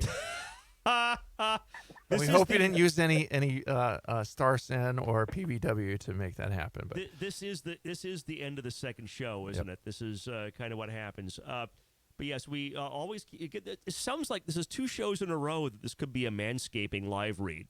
again with the Manscaped, yeah. Exactly. Let's not give any free plugs here, Brian. All right. Come on, let's The go. ball We barber. got to give them a taste, so they might want to sponsor this. Okay, appearance. So I gave the aroma 7 out of 12. Appearance 3 out of 3. Head is medium, and actually in this the pour we just had, the head is gigantic. Kind of an ivory color, very persistent.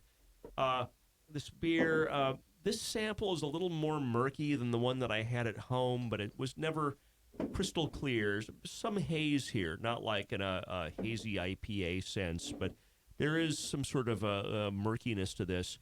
Color's medium amber. I had given the appearance 3. If I were scoring this sample here, I might give it more of a 2 due to the sort of murkiness of this sample, but I'm going to keep this at what I scored it. Flavor. Flavor starts off with kind of a low caramel toffee malt character. In mid-palate, the bitterness rises to kind of balance, maybe even a little bit more than balance. It's really well attenuated. The finish is long, and it's balanced toward bitterness. I'm going to take a sip of this one as opposed to the one that I had about 3 hours ago. Hang on just a second, because there's nothing like dead air while some guy's drinking beer. That's true. It happens a lot here, and we've come to embrace it. The hop flavor is fairly low. A little more would be desirable for this style. I gave this a 10 out of 20. Mouthfeel, what's really interesting is this, probably because the head on this one was so huge, and this did gush somewhat, but the one that I had at home did also. The body is really kind of almost characterize this as watery, not because of the body per se, but because the carbonation on this is super low in this sample. The one that I scored earlier had medium carbonation. I'd say medium body. I'm going to stick with that. There's low warming, which is kind of surprising. For a strong ale, I expected more of a warming sensation. Not creamy. I got a slight perception of astringency from alcohol. Again, I'm not getting that from this sample. And there's probably some bottle-to-bottle variation in, especially I'm curious about your packaging and how that happened. There can be stratification when you're bottling, whether you're bottling from the keg or especially if you're bottling from the fermenter. You can get some stratification in terms of alcohol depending on how long it takes and so forth. I give it 4 out of 5. Overall impression, despite being a gusher, I didn't get off flavors on this sample or on the one that I had at home. So again, your packaging process is really, you've got good control over your sanitation, and that's an excellent foundation for anything you're doing in home brewing. For an American Strong, I really want more malt complexity, hop flavor, and hop aroma. One of the classic examples is the Stone Arrogant Bastard. And this is certainly not every American Strong has to be a clone of Arrogant Bastard. I'm not saying that at all. But right. The Bastard has, it's big, right? It's got a lot of complexity in the flavor and the aroma, not just in hops, but of malt. And I'm just not quite getting that from this beer. And I think maybe something that might solve some of those issues is making sure that you've got the beer fully fermented before you bottle. Thankfully, this is not. There was just a little bit of a gusher. There was not an issue of overpressure, bottle bombs, what have you. But there's a not just a flavor, but a safety issue for yourself and for others when you're bottling. No ceilings were harmed in the opening of this beer. No closets, no ceilings, what have you. And it's, I think, especially when you're making a big beer like this, you want to either make sure it's sitting in that fermenter for a couple of weeks, you've got a good fermentation. Better yet, use your refractometer, use your hydrometer, check it, check your OG, check your final gravity, see if the beer is down to where you think it ought to be based on the published attenuation percentage of your yeast. And if it's not quite there, maybe warm it up a little bit, wait a little longer, do something, and be sure it's fully fermented out before packaging. So overall impression was a 5. Overall gave it a 29. That's a score of good. Nothing really, I think, bad about this beer. It just needs some fine tuning to get to being a really good example of the style. Yeah. Agreed. Tell us how you really feel, Brian. That's my job. I told you how I really felt. All right, Cooper. You do such a nice job of being diplomatic here. I'm going to give you the straight scoop here. No, he's been through a divorce. What do you want? Okay. So yeah, the foam crept up out of the neck upon opening, and it's hard as a judge not to let that color your impressions of the beer. And I wanted to find that nasty, gnarly, plasticky, or medicinal phenolic in the beer, and likewise, I did not. It was not there. So had it open with a nice, slightly fruity, medium-high, piney, resiny hop notes up front, low caramelly, like bready and toasty malt in the nose.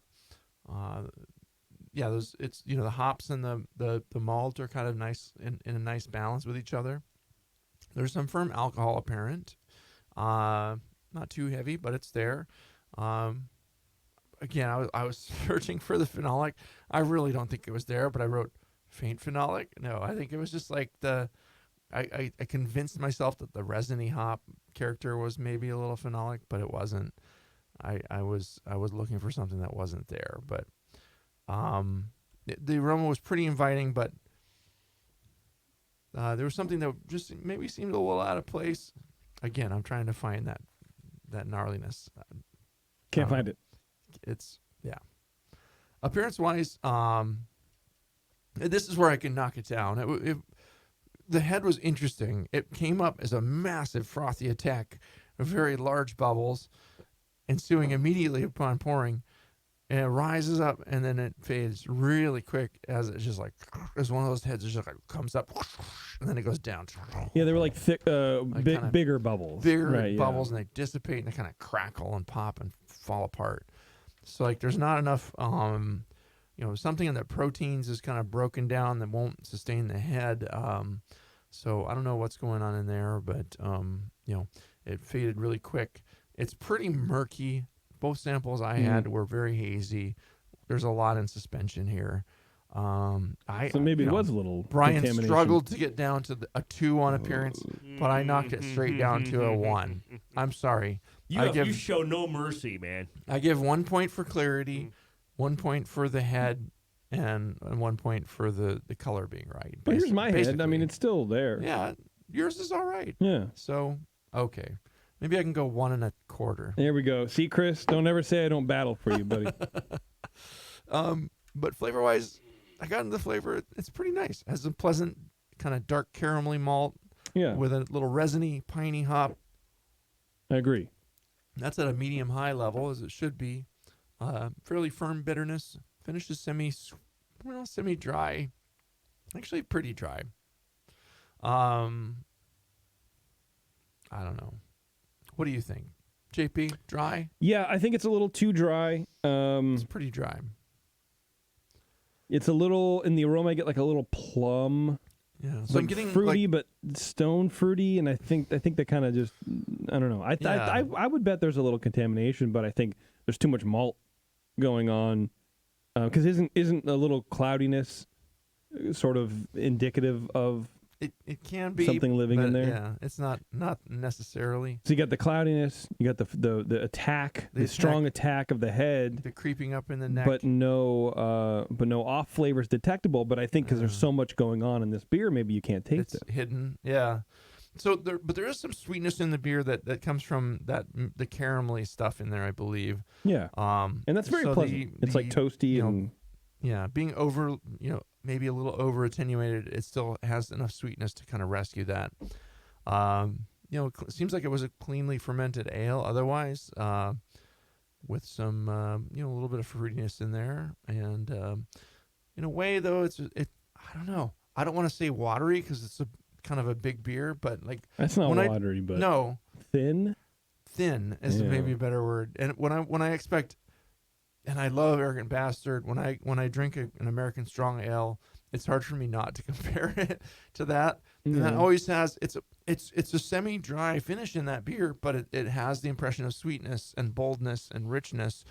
And I even like them as they age past the date that it says on the bottle not to drink them past. Sometimes I like them better then because that has that malty sweetness that comes across. Sure. And the hops have mellowed out a little bit, and it's in a nicer balance for me. What can we do here? Or what did you give it? Sorry. So, mouthfeel-wise, medium-bodied, should be fuller, just a bit of a bite, but not harshly astringent. There's no creaminess, pretty low warmth. Overall, it's a good attempt at American Strong Ale, just mostly feels lighter than it should be, and a bit, over-attenuated, I guess. The hops you used are nice. The malts are pretty nice, too. But, I struggled with this one to give good feedback. Work to fix that haze, of course. And I don't know, the something with the proteins or something that's not that the head did such a weird thing. See, I mean, Brian and I, in our glasses, we still have head. You do not. I don't know. That's very weird. Yeah, and the one but that you I had the earlier, first pour. I wonder if that had anything to do with it. Yeah. The top third of the bottle, is it? Yeah, I don't know. I can pour some more. I gave it a 30 though. It's it's just not quite there. I think I'd like a little more firmly rich malt and alcohol, and yeah. You beat that up more than me, and you gave it a point higher than I did. Well, I don't know. I like the that's me style. being diplomatic, I guess. Well, I mean, it's kind. Is it compare it to your kick my own ass ale, right? No, yeah, it's probably better than the one I had on the other show. But I really like the hops that were used in this beer. I'd like to know what was in there. Is it like a Chinook or something? A little gnarly and kind of grape. There's a grapefruitiness in there that I like with the resin. Yeah. So, what kind of hops were used? What did it finish at? I'd really like to know. All right. Well, what was the recipe? Let's get the recipe, Chris. All right, so you guys pretty much nailed it. Again, you guys are pretty amazing. I was trying to emulate the Arrogant Bastard clone, and I did have some issues. I'll run through the recipe, then I'll tell you about my bottling. And I think I know where the issue is, because I couldn't find any out-of-place things that call for a contamination, but I did have some bottling issues. But so my grain bill, once again, was a 2.5 gallon batch from the Pico Brew. I used 8.5 pounds of American 2-row, and then I did a half a pound of the Belgian Special B. I mashed in at 148 degrees for 60 minutes, and then I did all Chinook hops, starting at the 60-minute boil with a quarter ounce, and then I did a half ounce at 45, a half ounce at 15, and then a half ounce at 5 minutes in the boil. Such a distinctive hop. Thank you. I love Chinook in this beer, though. That the hop is what partially rescues this. Yeah, and I love Arrogant Bastard, and I just when I tasted it, I brewed this in the beginning of September, and I tasted good, but it's just definitely not there. It's not.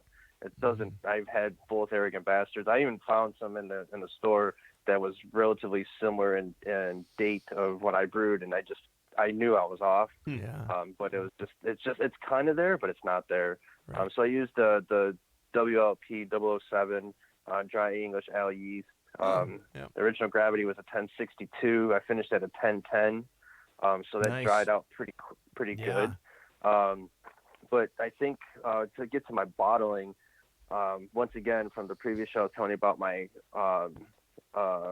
stout, but this one here, once again, is like I kept losing carbonation in my kegs, and for some reason it was just like I couldn't. There was no leak or there was no nothing, so I had to abandon and I had to do bottle conditioning. But what was really weird is that this beer already had some carbonation in it, but it wasn't fully carbonated, so I ended up putting in the dextrose and bottled from there. And I think I just over carbonated the beer. And I think that's where I got a lot of my issues, because I couldn't find any off flavors, but I just think that's where I missed completely, because even I have 2 more at my house, and when I open them up, it's the same thing. It's like, it feels like it's just got that bittering from the carbonation. It's just like, I feel like it's almost like a Belgian style and not really like an ale. And it makes it feel really thin. Carbonic bite and just, I mean, carbon dioxide in water is an acid. It's a solution that it's acidic. It's a weak acid, but it is acidic, and it makes it sharper than the beer would otherwise be, for sure. I have a dumb question for you. Did you follow Jamil's recipe for the Arrogant Bastard clone from Can You Brew It? The last recipe I tried to follow. This is my second attempt, and the first time I did it, I put too much Special B in. I don't know what I did. I must have been really high that day. Oh, every home brewer does at least one beer with too much Special B. It's a rite of passage. But it gives it that nice raisiny note in there that you want. So I mean, that's you want a little Special B in this beer for sure. Would you lighten it up, Brian? Yeah, I was going to ask that. Like, would you guys bump up the Special B on this? Because the last time, I think I did like 11%, and it was just like... never do 11%. Oh, God, no. 11%. But what percentage of Special B is it now? It's a half a pound out of a 9-gallon or a 9-pound batch. I wouldn't go much higher than that. I mean, if you want more Special B, maybe add another ounce or two, but man, little of that goes. I think you're probably about the upper limit of Special B right now. You don't want any more. No. I mean, maybe some Crystal Malt, then maybe bump that Yeah. up a little bit, but Special B is... Yeah, like a Crystal 180 or something, 150, Yeah, like a little of 120, that, 120, like a high even Levabon 80, Crystal that's going to give you some more layering of flavors that isn't going to be Special B. Well, yeah, I mean, I would even go like say a 75, 80 maybe, because you want like something that. in the mid-range. Something maybe 100-ish. Did you have, but not... what crystals did you have in there? I know you said Chris, but I tuned out. I had no Crystal in there, just a Special B. Okay, well, And yeah, then you could do what I was talking about. I think on either with the, I forget what I was talking about, but do a Crystal 40 and a Crystal 80. Okay. And the Special B, so you can layer some of those in there. Staggered crystals. Yeah, or a Crystal 40 and a Crystal 120. You should also go back to the Colin Kaminsky show years and years ago, his 100-grain recipe. If you can sit and do it for 10 minutes. This is the Deep Cuts show. Yeah, it works really well where you break down the percentages into single grains. So if you have, 60% of your beer is, Maris Otter, you have 60 grains of Maris, and then you take all those in your hand and you just put them in your mouth and you sort of chew it and you just let the saliva break down the starches and sort of convert this. It kind of gets a little sweeter. And you get a pretty decent idea of at least the layering qualities in this. Yeah, I love it. It might Colin. work. It might not. I mean, you'll have 3 crystal malts in there at that point, and that might not be good for your teeth, but... Yeah. So my malt bill for my kick your own ass is 84% 2-row, 10.6% Crystal 90, 3.6% flaked oats, 1.8% dark Munich, with a little acid malt to get the mash pH down a little bit. Mm-hmm. So that's just what Pico Brew did with what I gave them for my Arrogant Bastard clone, and it's kind of amped up from there. But anyone's interested can try the Kick Your Own Ass Ale on there and brew it better than I did. And not let your yeast sit around for too long and without refrigerating it, and you'll hopefully have good results. Yeah. But have some fun with it and take this recipe and twist it around a little bit, and I think you've got a good start for sure. Like the hops are right. Just something a little weird with the overcarbonation is playing weirdly with it. So yeah, and I think it's one of the it's always frustrating when you have keg issues and whatever. So kudos to you for sticking with it and not just dumping everything. And it's stuff like that. You just got to deal with it when you're home brewing, and it's in some sense, part of the fun of the hobby is you got to figure out how to deal with things when they go wrong. Not that we don't all have jobs and we have to figure out how we deal with stuff when it goes wrong. It's true.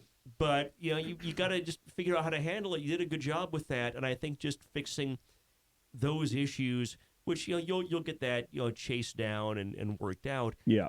Just stuff like that is going to probably buy you 5+ points on your beer right there with nothing else. For sure. Chris, do you have anything else that has not been said before already? No, I think I'm pretty good. If you guys think that the hop schedule is good and it had a good presence in there, because I've been struggling with the Pico Brew. I feel like with my old system, I was getting more hop flavor and aroma, where now with the Pico Brew, I feel like I'm missing it. But everybody else tells me my beers are good. But if you guys are saying that I had a good schedule and a good presence in them, then maybe it's just my palate and I need to adjust a little bit. you can set the Pico up to do a little whirlpool too, and there's with you have the Zymatic or the Z. What are you working with? I have the Zymatic. The Zymatic, yeah. So you can actually set it up and just pull out set up a pause in the thing and set it up so it'll do a whirlpool at 185 for 20 minutes, and you just pull the whole thing out, put the whole thing back in loaded with hops, and let it go with that too. I mean, I've had mixed results with it. Sometimes it comes through right. I do agree. Sometimes with the Pico Brew, it's like the hops just instantly vanish because the wort is flowing through it, and then the wort moves somewhere else, and it's as if the hops all disappeared from your quote kettle, So it's kind of a different animal, and you have to work with it to get the hop levels right on some of these really hoppy beers. But it's it's worth the challenge. You can definitely get there. Yeah, it's like anytime you change your brewing system or brewing equipment, and you make a major change, you have to get used to it. And there are unexpected changes to your workflow and everything else. And like my first time was like, oh crap. I mean, it's simple, and I'm back to doing in my kitchen. And there's just things that I was so used to doing outdoors in a 10-gallon batch that all of a sudden I'm scrambling to do whatever in my kitchen and it's not that it's good or bad, it's just different, and it takes some time to get used to the differences. That's right, Chris. Don't ever forget that. These are life lessons. I appreciate it. We're not just doctors of homebrew, we're doctors of life. Like That's true. Like Dr. Phil. That's true. Thanks for being so receptive to our bagging on your beers today. But no, I mean, really, you're doing great. it. Your beers are clean. You're doing a good job. And Yeah, man. And again, mostly just a balance issues and a little carbonation issue. Yeah, please send us some more of your beers. In 2020, we look forward to drinking some of those. Is this one a public recipe, by the way? This is a public recipe What? too. Yeah. The name of this beer is This is called Captain Chinook. Captain Chinook. All right. I love it. All right, Chris, if that's it, we'll let you go, man. All right. Thanks, guys. Have All a right, good dude. night. Cheers. Later, man. Good night. Thanks, Chris. Excellent. Or morning, where he is. Yeah, I don't know. All right, everybody. Thanks a lot. This has been Dr. Homebrew for January. I appreciate you very much for tuning into this show. If you want to get on the show, like Brian was saying earlier, email brian@thebrewingnetwork.com. The show can't exist without you. So if you want to hear more fun stuff like this, take a gamble. Send in your beer. We're not all that bad. It's Brian, all fine. Brian with an I, by the Brian way. with an I. Don't email the Y guy. He won't answer you. Don't do that. Oh, he might. You never know. Email it to the correct spelling of Brian. There you go. Right. With the I. Right. All right, everybody. Thanks a lot for tuning in. And until next time, we'll see you.